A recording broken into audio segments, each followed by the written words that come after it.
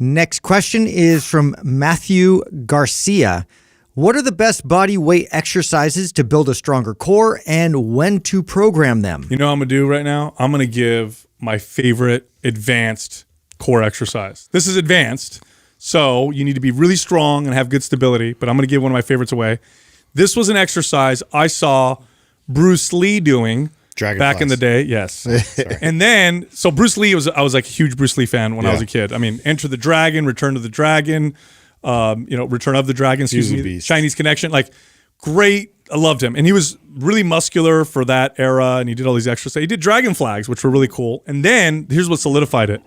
Rocky did it in Rocky 4. That's the one where they're doing the montage where he's getting ready for the Russian, and he's doing them on the thing. Yeah. I'm like, anyway, that exercise, if you're strong enough and have the right stability, nothing builds my core like that. Literally, I'll do 7 reps of that, and nothing will build. There's a picture of and there's lots. So most people won't be able to do this, but there's actually you can do like a regression to this. Like there's regressions that you can do, like almost like a reverse crunch to a lifting your hips off. So your knees are just slightly bent. And you can kind of fold. Or you could even do like where your legs are straight, but you know what I'm saying, right? Where you kind of roll the spine up and then keep your legs instead of maintaining that. Yeah, instead of maintaining it, like the dragonfly is really advanced, but there's definitely variations of this to progress you to get here that the average person could actually do that I agree have tremendous value. Yeah, now I'm going to back out and I'll give you some of my favorite, one of my favorite basic exercises.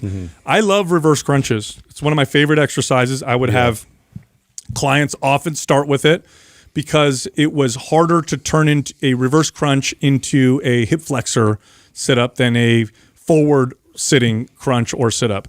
So I'd have people lay on the floor or on a bench. They would anchor their upper body, bend their knees, tuck their knees so everything's kind of nice and tight, and then just roll their pelvis backwards off the bench. And it's a great way to really work the muscles of the core. I like as a simple exercise the perfect sit-up, and just because I can, you can sort of highlight the connectivity between like each one of your abs and like really focusing on bringing that sternum down towards your belly button and getting that, that sensation and that crunch and feeling there in the core and really isolating it. And then another one, I was going to bring up levers like for like an extreme version of what you're talking about with the dragon flags, but you can do that with a pull-up bar.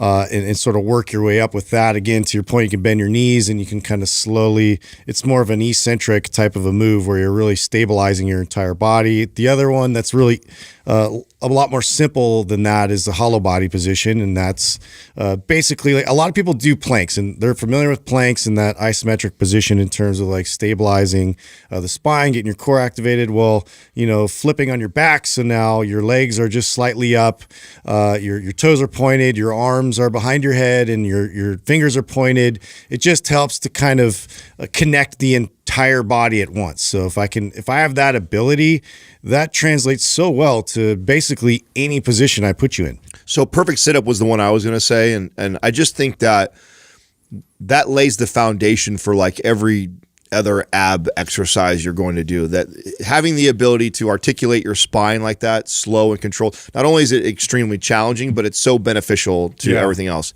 The other one that I'd add in there because, and I thought for sure you were going to steal both from me, Justin, is I like a cable wood chop. Yeah. Oh yeah. I just because you can load it quite a bit. Very functional. The rotational strength in it, the anti-rotational strength that comes from it, very functional. And rotation is rarely ever trained in core workouts. So those would go. Yeah, those would so be important. like my two favorite, or I like what you did with the dragonfly, or like a regression of that, like those. And then where do you program it? Was the rest of this question? Well, typically either on a day it's on its own or at the end of a workout. And here's why. Now, I know if you have a weak body part, it's important to prioritize that body part and work it first in a workout. The problem with the core and doing that with the core is you need it to be stable for almost everything that you do. It's not a great idea to start a workout with core, fatigue your core, then you go on to work out your legs or your back or upper body, and the risk of injuries tends to go up. So typically at the end of the workout, 2 or 3 days a week, maybe 6 sets for core. I would incorporate some rotation. Don't neglect rotation. And some kind of a, rolling forward or rolling back exercise. Physio ball crunches are another really good one. You got to do them right, though. Active planks is another really good exercise, but something that targets the abs so that you're bringing the rib cage and the pelvis closer together. So that's any movement that does that. So that could be a crunch, a reverse crunch, it could be a perfect sit up, and then something with rotation. And the cable chop is a great, or bands. You know, that rotation is so important. And if you watch people's core workouts, they almost never include rotation, either A, because it's not a popular way to train your core, or B, because they're misinformed and they think, oh, if I work my obliques, I'm going to get a bigger waist. God forbid. So stupid. That's so dumb. Please train your obliques like you train any other muscle. They're very important. And the stronger and more defined your obliques are, the better your core will look. Hey, if you enjoyed that clip, you can find the full episode here, or you can find other clips over here. And be sure to subscribe.